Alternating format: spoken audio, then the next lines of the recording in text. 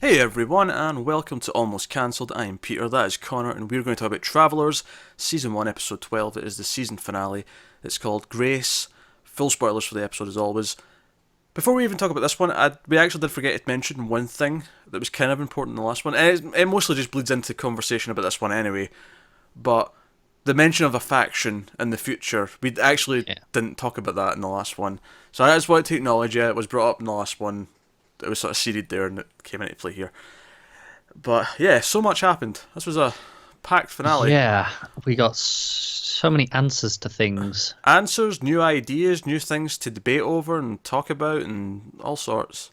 Yeah, So let's start with the big thing. That's the director. the director, yeah. The director is not a person. The director is an artificial intelligence. Makes complete sense, really, doesn't it? Yeah, yeah. It makes a lot of sense. It's interesting. And the funny thing is, it almost feels like that's such a minor thing compared to everything else we learn in the It episode does, yeah. after that. But as soon as she said, "Oh, I rebooted the director," wait, And you what? go, oh, hang on. Yeah, And for a second I go, oh, did she mean reboot like Marcy? Or does she mean reboot like a computer? yeah, reboot. Turns out it's the latter. Yeah, reboot. But the thing is, because the episode starts with the kid, the misfire from like episode 4 or 5, whenever Yeah. that was, and she has the traveler come in. Although we can't really call him the traveler because it gets confusing between the two factions, if you will. And again, we can't use factions. Traveler, The factioner. the factioner, yeah, the factioner. At least as far as we can tell, the factioner is what beams into her, and she kills her mother, who we know is a traveler.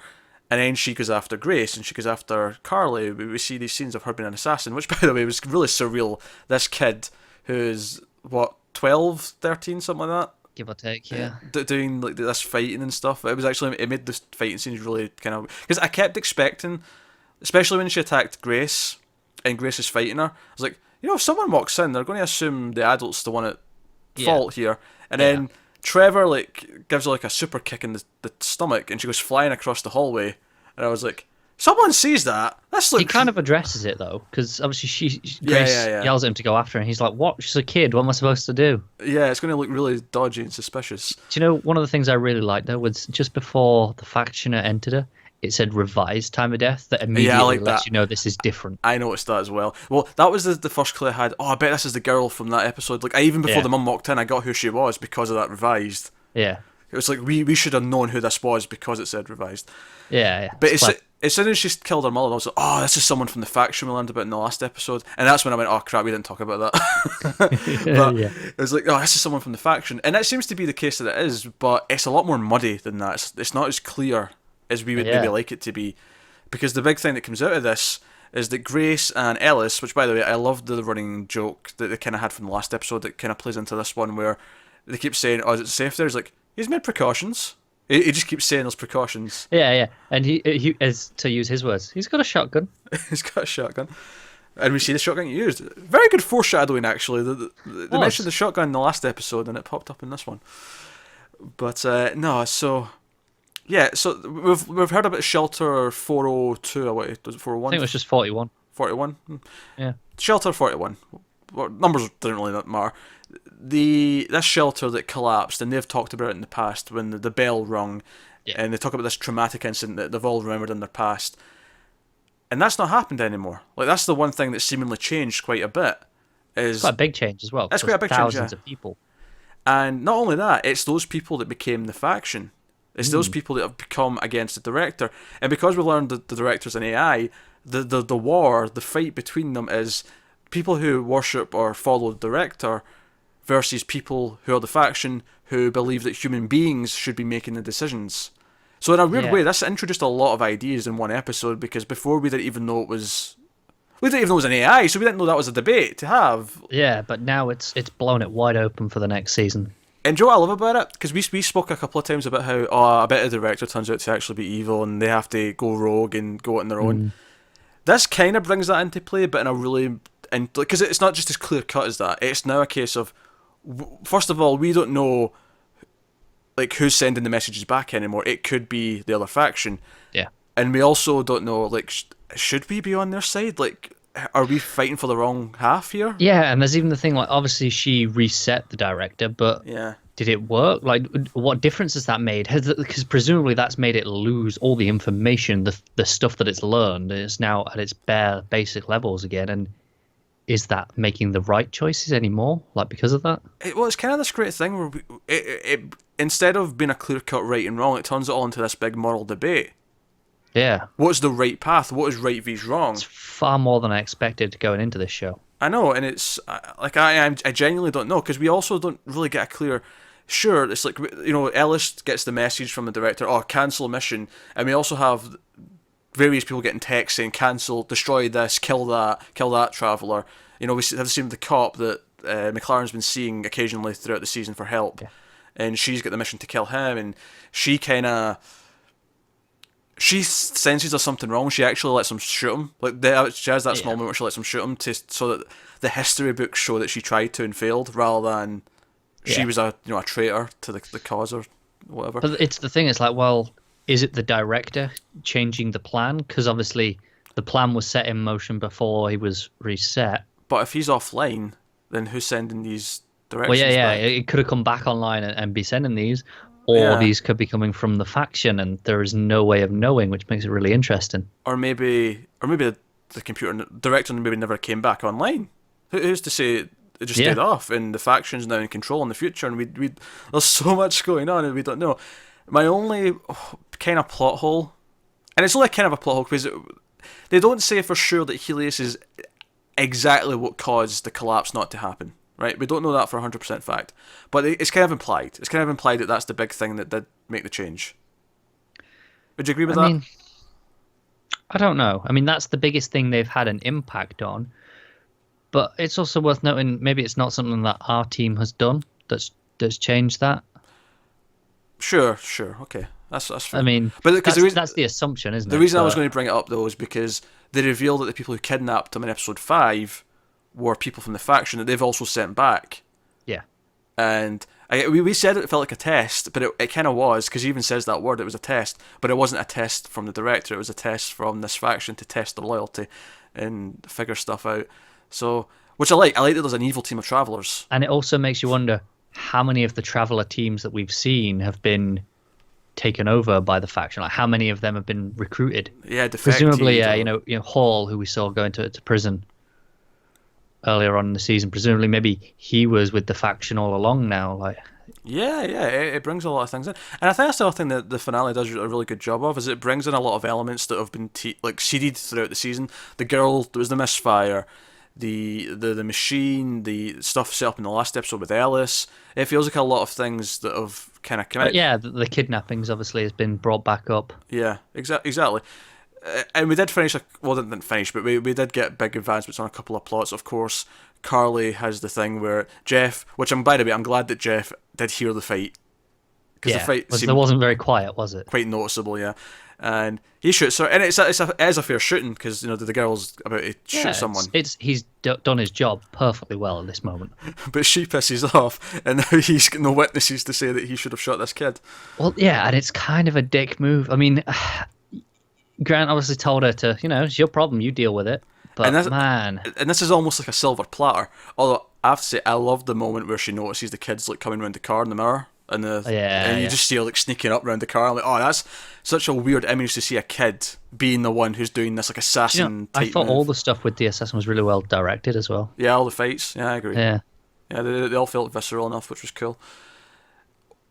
Yeah, and then obviously the twist at the end that the people who are surrounding the perimeter or the FBI led by Forbes, which of course completely shakes up the dynamic for the start of next season. How does McLaren get himself out of this? If he can get himself out of this, do people get brought in this? Is Forbes either a traveller or a factioner now?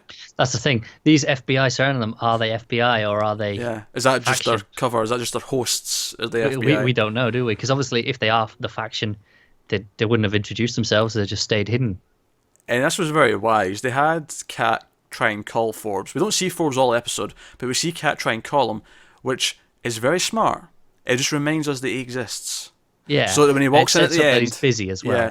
It says up that he's busy, so when he walks in at the end, you go, oh yeah, it makes sense he's around doing something. Yeah. So very smart in that sense. big sci-fi device. Ellis is building this big thing. Always amusing. I enjoyed the banter between Trevor and Grace realizing, oh, you had a thing for her. You're looking at me all. Oh man, Grace was cracking me up when she was giving the advice to the Oh, to the student at girl, the yeah. start. Oh my god. Why didn't you retaliate? That is the. And then she's like, maybe you should such a just great line. accept that you're less attractive than others. That might be easier. But then it actually ends up in a really good, strongly written scene where she calls out Trevor. What? So you're not allowed to be like better than your person was, but I can't be worse than my person Yeah, was. yeah. Like she calls him a hypocrite, and it's like she's kind of got. Even though I'm on his side, and they should try and be better, she's kind of right in a sense. Like Yeah, it's like you're not staying true to your person. Why should I? exactly, which is funny because that's what McLaren is trying to do, and it's why he kind of has that moment with Carly, and Carly doesn't take it very well, but and even again, cause and effect. He goes to see Kat at the start, and then there's that conversation where Carly tries to call for help, and he's like, "What? Does Trevor call me every time he needs to deal with something with his parents?" And he's in a bitchy mood because Kat's just had that conversation with him about, "Oh yeah, you're cheating on me and whatnot." Which again, I kind of like how that was handled in the sense we got that one scene, and I wasn't necessarily fond of the we'll call it the breakup scene, even though it wasn't an official breakup per se. But you know what I mean? Yeah. At the start in the gym. I like the scene later on though when he comes to her and says, "Look, there's something serious. You need to go. I know it's not the time to be making demands, but this is dangerous." Yeah, and I like that she didn't argue and push it. She can see, no, he's serious. Let's not piss about here. Let's just, I'll cut off his balls later. Right it's now. the sort of thing where she goes, yeah, he might be a dick. Yeah, he probably just cheated on me, but he's never been actively like that against her. He obviously still cares about her. Yeah. So that's good. Obviously, Marcy and David, more heartbreak. Again, sweetness. I was actually kind of impressed that they managed to keep some of the sweetness in there, where we almost got a replay of scenes from before. Yeah. And the way that she walks out and her shirt's kind of open. And him being awkward and looking, not knowing where to look. Yeah. Not knowing where to look. And it's kind of the same thing, and she realises, oh, we're intimate. And he is, he is being a Boy Scout, but said, I don't want to just say that because I'm the only. You have to just take my word for it. There's no one who can corroborate the fact that we were becoming a couple. And he's like, the Boy Scout in me wants to just not say that. But I'm like, you're being a Boy Scout by pointing that out. Either he is such a Boy Scout, or he is very, very good at thinking this through and making the play. And it's David, so I want to trust him. I want to trust him. You do, don't you? He's been a nice guy. And then you get that moment where she says, "Oh, you're the journalist." Yeah. And your heart just drops. It's like, oh, it's back to square one again. Even though the scene's kind of playing like, because he obviously has gone through it all and it's grown. Yeah. And it just shows you how much she has grown over the season. I mean, you see it elsewhere as well, but oh man. And it plays it again in the scene where she has with Philip, and Philip's like, I don't know if I like this version of you. Yeah. And he's like, yeah, the other one was more maybe it was because you knew you were dying, so your heart grew a little bit and you tried to be a bit more compassionate, but there's just a little bit of that missing. Like, you're still Marcy, but there's like an edge there that wasn't there before that's making you feel less pleasant or less understanding. And it's the sort of thing that it will be fun to build that back up, but... Yeah, it's just because obviously everyone else has grown and she grew with them, and now she's reset. So everyone else has grown and she hasn't now. Well, it goes back to that conversation she had with McLaren, when they were on the porch before she had the reset. And he's talking, I have to believe that a person's more than just a sum of memories. And it's kind of that conflict, like, is who she is still in there? And it will... Because especially when it's only, 2-3 months they've erased. I think they definitely say months. They say past few months, so I'm saying about 3-4, maybe tops. Yeah. Like, that's not a whole lot. Like, if you erased the last 4 months of your memory, sure, you'd forget a lot of movies and stuff, but it wouldn't completely alter the person. Obviously, these people go through a lot more dangerous. I think, that's the difference, though, because obviously they'd never been in this time period where they'd never have relationships like this for her. So it's so much that she's lost. But for her, she's just come from this unforgiving future, and she's just dead set on the mission, and that's it. Yeah, but there's a lot of great little character beats there. Apologies for the fireworks. It's New Year's Eve, and some of Connor's neighbours are letting them off a bit early, but nothing we can do about it. But again, there's just so many little character beats that I really like. Like when Carly gets pissed, when they're all having a standoff at the end, and we're finding out about all this other factions in the future. It came from the collapse. They've been underground, and again, remember the guy who went to prison. He mentioned that he'd never seen sunlight. He'd been underground. Yeah, which maybe he was the faction then. Yeah, maybe he was. And do the people, all the people who've already went back don't even know that there is a faction, so how do they know to take, because until the cop does it at the end, like, I'm sure, because she has enough doubt, she has enough of an understanding to think it through. And maybe that's part of the argument for we should have humans making decisions, because computers are too logical and they're too, they accept previous information as fact when they shouldn't. They should be able to question it and reanalyze things. But how would any of them know? How would any of them know there's even a thing in the future to send them back false news or dangerous news? Well, that's the thing, and it's like, how many of these missions that they've been doing weren't from the director, perhaps? Exactly. And if messages cannot, now the one little grace, I'm assuming the messages work like the actual travelers in that they can't go further back than the last one. Because otherwise it gets very messy in the sense that while the computer's offline in the future, this, they can send messages further back. That would like mess everything up. Yeah, but they don't say. Well, I'm not sure. It's just because it's been online. Does that mean the faction couldn't be sending things as well? Because Ellis says they were trying to build their own machine. Maybe they'd done it and were sending things back already, like parallel alongside it. It wasn't one or the other. It could have been both doing things. But again, this is what I love about that final scene, though, in the barn. Because even before the FBI comes in, even the fact that there's people come surrounding us is not seen. It's all through their conversation. It's all, we're in this room and we're talking about ideas. And that's really what this sci-fi show is about. It's about talking about ideas, because we don't see the future. We don't see all these things. It's people reiterating it. Now, don't get me wrong. In movies and TV, sometimes that's a big problem. And you show, you don't tell. But this is more speculative. This is more ideas changing. And I love that idea. I always love, and that's part of the reason why I love bottle stories. Like, you set something in one room, but you convince the world that there's this entirely different type of place outside. Yeah. You're in a room that's like a bedroom, but you convince everyone watching, oh, this is in the year 2572 or something. Yeah, and in essence, this whole show is kind of a bottle show, because obviously everything revolves around stuff that's happening in this future that we have never seen, likely never will see. So we have that, but that's what I love about this last scene, is that we get introduced to so many ideas, and it's all through them talking and realising they have different versions of the past from the future. Yeah, it opens up so much. And we're talking about, is it the director coming back? Is the director the one sending the message? No, destroy the machine's not for us. Has anything changed since they've come back that they don't know about?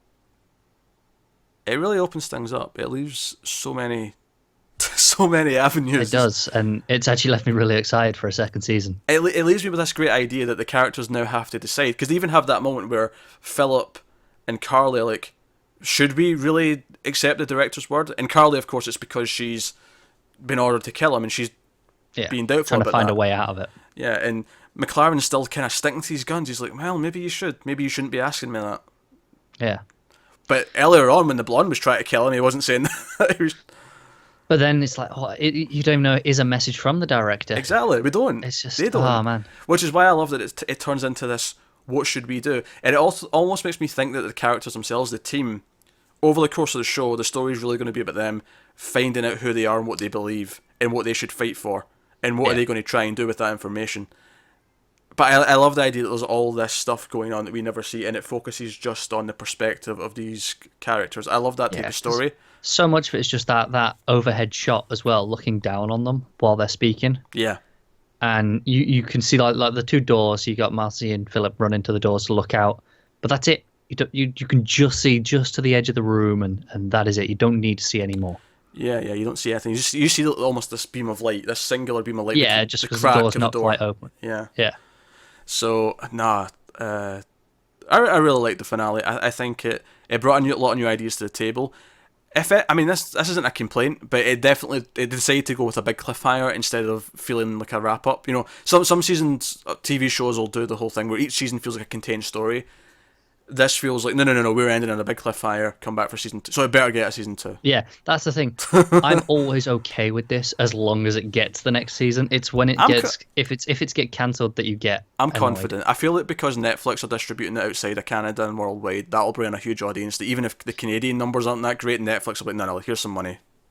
Yeah, and I feel like, I'm seeing a fair amount of people talking about it online. Yeah. I feel like Netflix... The commenters are fairly active with us as well, which, by the way, me and Connor had a fight last review about something at the start of the last episode, and it's funny that multiple people said I was wrong, but I went back and checked, and I'm pretty sure I'm still right.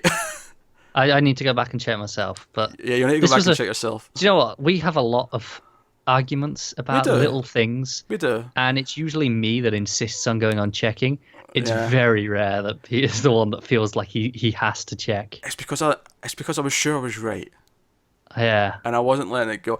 Although we did get our wires crossed because we were actually both right about what we were talking about. It's just they kind of coexisted with each other. One didn't nullify the other. Yeah, because I was talking about the time of death, and you were talking about the countdown. Yeah, and they work together. They work together.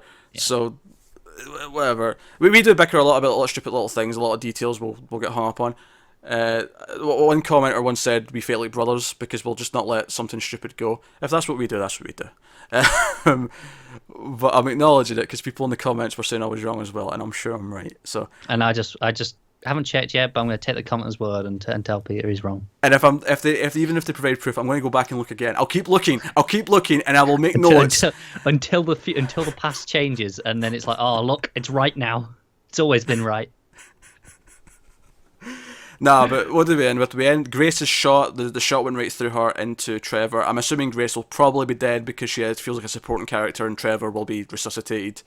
Or, yeah, because he wouldn't have got that much. I mean, it's a shotgun; it doesn't have that much penetrative power, so he'll probably just have scratched him comparatively. Yeah, she was a meat shield, basically. Yeah, pretty much. One way to put it.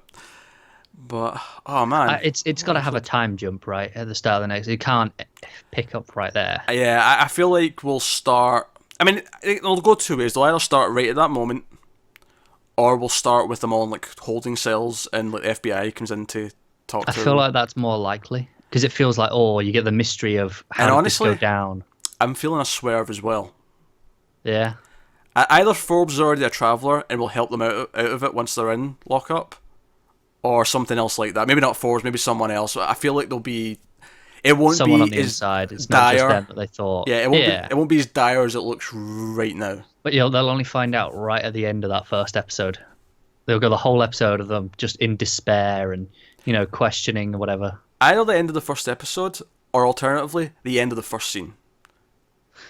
Could go either way. Because I can see it. Like if it picks up right at that exact moment, I can see it being like a moment of tension, and then it's like, no, don't worry, guys, we're on your side, and that kind of thing. Yeah. But I mean, we could be completely wrong. I'm just kind of trying to predict. And even though we've predicted a lot of things, all the things we have gotten right, we've gotten right because thematically they make sense and they're rewarding because they've done the right thing. Yeah. And the things we've got wrong is because they've introduced completely new, cool elements that are making the show more interesting. So, we've had a couple of little nitpicks throughout the season, but I'm actually really enjoying this show. This feels like a really nice blend of an old school network show mixed with some sensibilities of a modern Netflix or cable show. And I'm liking that mix, and I think it's working really well. And I love science fiction and all that, so I've really enjoyed the season. Yeah. I think you can always pick some plot holes apart in some of the time travel elements. I think you can always do that with all time travel. But to be fair, this show's done a good job of whenever we've questioned things, it's kind of later on given us a reasonable answer. For the most part, I think you can still find things, but for me, even if we point them out, if we do think of them, we don't care that much because we're too engaged in the story, and that's the real success. If I care more about the characters and I care what they're going through and I care about what's happening and I care about the stakes, I don't care if some logic things aren't adding up or whatever. Whereas if I didn't care about all that stuff, I'd be nitpicking that stuff to death because I wouldn't have anything cool to talk about.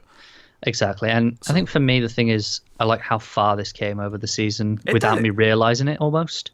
Just think how old it feels to have Philip go and see his lawyer. Like how far back does that feel now? That feels ancient. That's the thing. Like I look at maybe not the first episode because that was just the team coming in, but the second episode when they're all kind of getting together and kind of establishing the mission and what it was, and then you kind of look at it now and we've got all these new elements, factions, war, philosophical debates. It's like, man, this show came a long way in 12 episodes. And I don't think it overstayed its welcome either. I think 12... a lot of Netflix shows that were made for Netflix, the Marvel shows in particular, we've said, 13 was too many. That should have been probably cut by at least 3 down to 10. I don't feel like 12 was too many. I feel like... No. I don't feel there was any duds. I mean, we talked about how maybe 1 or 2 could have been in a different order, but I don't think there was any one where we said, oh no, that was a waste of time. Yeah, and this is one of those cases where it feels like the Netflix influence versus the network, because obviously network this could easily have been 22, 24, Yeah, yeah. whereas this 12 feels a lot tighter. It's like this is the story, this is it. There's no filler at all. It was just every episode felt important. Like even if it was in the wrong place, it was still important to have. And like I say, I think that's a minor complaint in the long run anyway, It is. because ultimately all the parts that need to be there are still there, and I don't think it.